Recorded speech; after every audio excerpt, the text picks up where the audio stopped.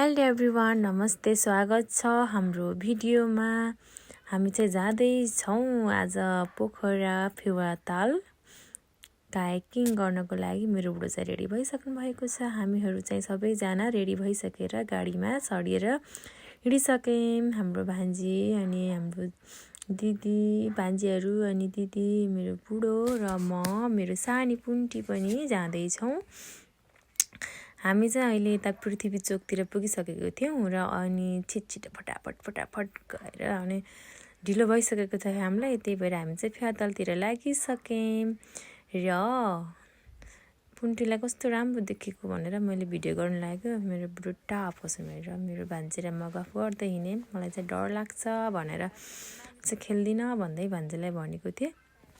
मेरो भान्जी चाहिँ पहिले पनि खेलिसक्नु भएको, त्यही भएर नि डर। म चाहिँ एकदमै पानीदेखि पनि डर लागेर हैरानै साथीहरू। मेरो छोरी चाहिँ कस्तो कि रातो गाला देखेको भएर मैले भिडियो गरिदिएको थिएँ।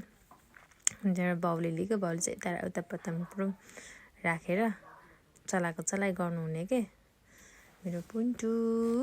अनि हामी चाहिँ अब त्यहाँ टिकट काट्न लाग्यौँ साथीहरू। टिकटको एकजनाको चाहिँ 200 रहेछ साथीहरू। मलाई चाहिँ एकदमै डर लागेर म चाहिँ खेल्दिनँ भने मैले कि मैले चाहिँ नानी पनि समात्नु पर्ने थियो पहिला।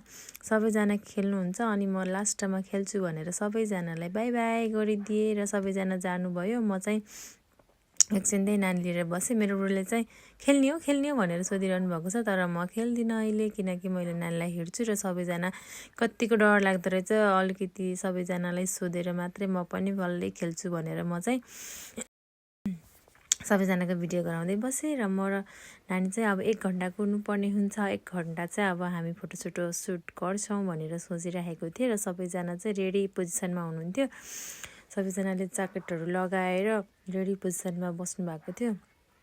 अनि मेरो भान्जी चाहिँ सन्दिक्षा भान्जी चाहिँ चढिसक्नु भएको छ। उहाँ चाहिँ एकदम पहिला पनि गर्नुभएको भएर अहिले नडराइकन जानु भएको छ।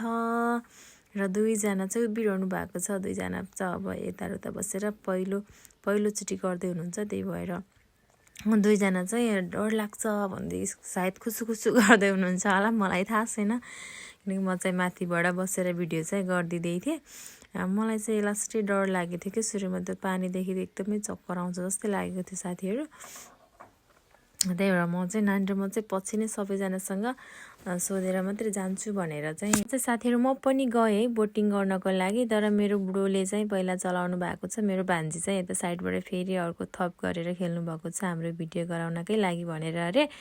अनि मेरो बुढोले चाहिँ मलाई सिकाउँदै हुनुहुन्छ। म चाहिँ जति सिकाए पनि नजान्ने कि मैले चाहिँ पानीलाई मात्र फुत्त फाल्दो रहेछ क्या।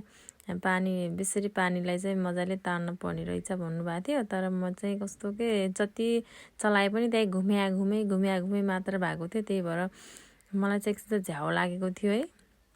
पछि गर्दै गएपछि त अलिकति जाने है। 2जना बसेपछि चाहिँ अलिकति मलाई गाह्रो हिँड्नलाई, त्यो बोट चढ्नलाई अलिक गाह्रो भयो कि कसो जस्तो लागेको थियो। बुढाबुढी त्यहाँ झगडा गर्दै थियौँ। एक्लै आउने भनेको होइन भन्दै 2जना चाहिँ झगडा गर्दै थियौँ। अनि मैले चाहिँ सिक्दै रहेको थिएँ। हेर्नु न मेरो चलाइ कस्तो देखिन्थ्यो। तर मेरो भान्जीले चाहिँ खतरा चलाउँदै हुनुहुन्थ्यो। पछि चाहिँ हामी सँगै एकै ठाउँमा बोटहरू एकै ठाउँमा बाँधेर चाहिँ एकैचोटि हिँडेको थियौँ। उता पाजुले चलाउँदै हुनुहुन्छ, उता भान्जीले चलाउँदै हुनुहुन्छ।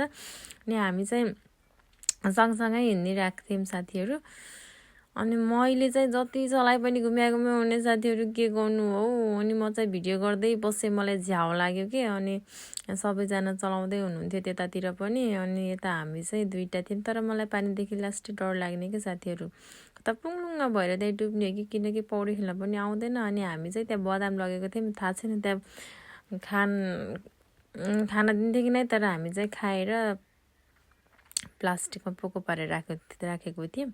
अब त्यहाँ हजुरले देख्न सक्नुहुन्छ। हामी चाहिँ अब के अरे फर्किने तयारीमा पनि थियौँ साथीहरू, किनकि थुप्रै भइसकेको थियो। हामी त 1 घन्टाभन्दा बढी, आधा घन्टा खेल्ने भनेको त 1 घन्टा बढी भइसकेको रहेछ कि साथीहरू। अब हामी चाहिँ जानुपर्छ भनेर सल्लाह गर्दै थियौँ। अनि फेरि त्यहाँ भान्जी चाहिँ यस्तो डरै नलाग्ने कि साथीहरू। कति आनन्दको मान्छेहरू। अनि हामी चाहिँ बदाम खायौँ साथीहरू। बदाम खाइसकेपछि हामी फर्कियौँ। By by.